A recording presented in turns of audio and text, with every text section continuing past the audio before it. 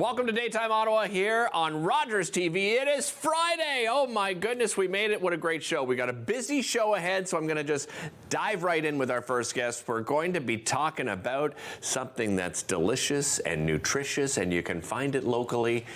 I'm not just talking about Paula Roy, by the way. It's actually the food. You are nutritious and delicious. Sure. Right? I am. Definitely local. And definitely local. There you go.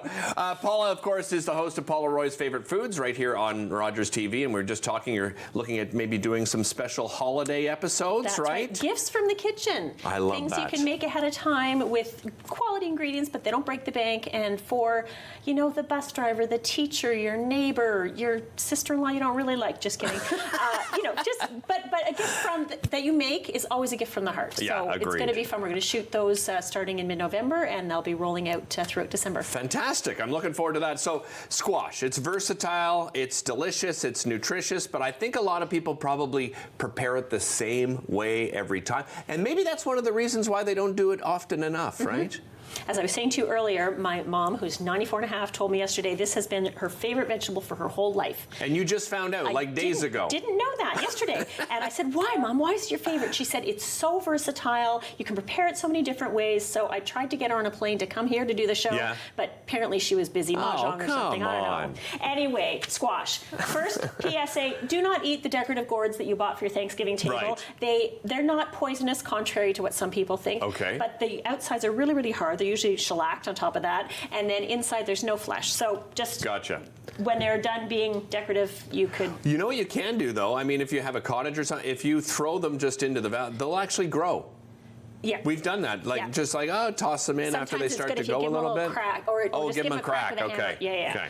Okay. So there is some dispute. I call this a pepper squash, but you checked it out. You were pretty serious about this. It's also an acorn squash. Yes. I grew up always knowing of it as a pepper squash. This is one that people tend to gravitate to because it's not intimidating. It's not that big. Right. But I find that it's hard to cut open, and there's not that much you can do with it. A lot of people cut it in half. They scoop it out. They bake it. That's fine. Right. You can cut it into rings and then scoop it out and bake them flat on a cookie sheet. That's a really good way to prepare this. If I were to, say, microwave that, would it soften it yes, to cut? Because you're right, it's dangerous. Yeah, absolutely. Right, to cut. Okay. And that's a great tip for spaghetti squash, for example, is to microwave it and then cut it open and then bake it. Okay. So my favorite happens to be butternut squash. Me too. I just love them. The rinds are fully edible, which a lot of people don't realize. Oh, okay.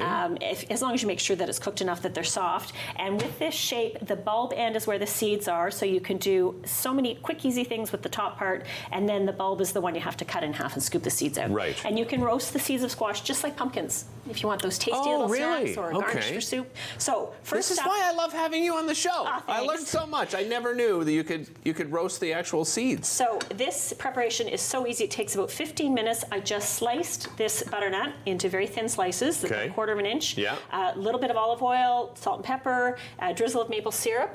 And you're ready to go. Can fry them. Do I have to do the taste test? Yes, oh no! You have to. Oh dear! And it's just such a quick, easy preparation, and a few rounds overlapping on a plate. It looks really, really pretty.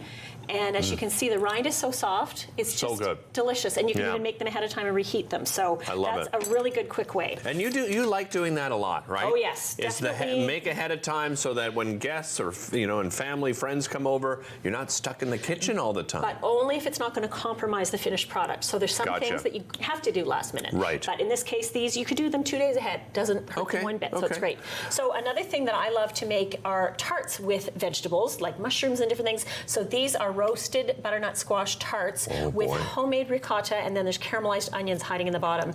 And I have these ingredients here. Homemade ricotta. So easy. Really? So you can use whole milk or 5%, 10% cream, whatever you have on hand.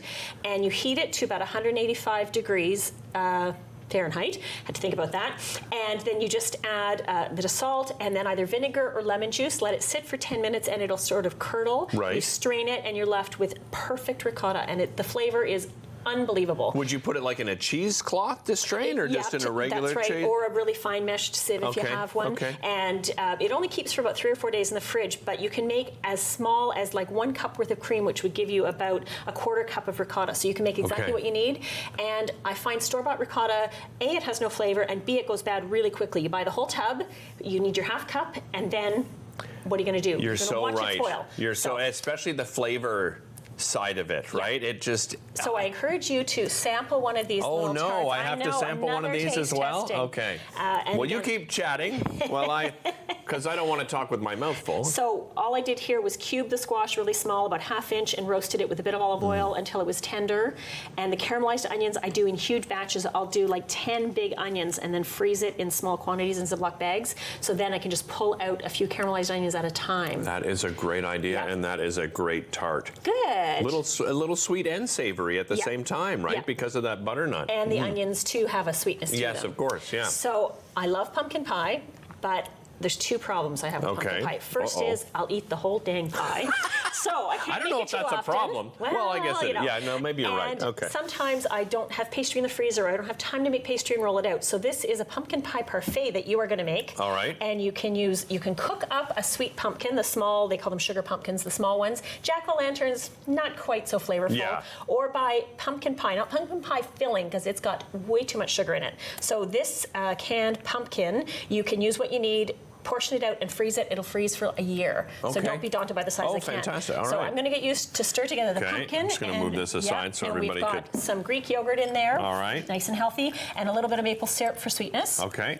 And then excellent whisking, Derek. Well, thank you very much. You've done this before. Listen, you know I love cooking. Like my wife and I, we rarely go out. I mean, I love going out because we do a lot of events, but we love cooking together, no matter the meal. I can't call this pumpkin spice. No, You're calling this... Pumpkin does not own those spices. Those are the comfort spices. The comfort spices is what we're calling them. Ginger, cinnamon, cloves in this particular mixture. Ginger, cinnamon, clove. Yeah. So it's in pear dishes, apple pie, pumpkin pie. That's why I say pumpkin doesn't own it. I like it. Yeah. Yeah. So then you can make the parfait in anything you want. I love using these little mason jars because you can put a lid on them and transport them if you're going somewhere. You could use wine glasses, anything. So I'll have you start by spooning a little bit of pumpkin into, I'll take that out of your way, into the dish. Okay. And then I've got crumbled up, I think those are oatmeal cookies. You can use ginger cookies, whatever you got, store-bought or homemade. I make extra cookies and crumble them all the time for purposes like this. And then a shot of whipped cream. Oh, and nice. I'm not your brother. Don't spray me in the face. Oh, yes. Thank you. I understand. I warned Paula before the show that I get a little excited because there's often a whipped cream fight. Yeah.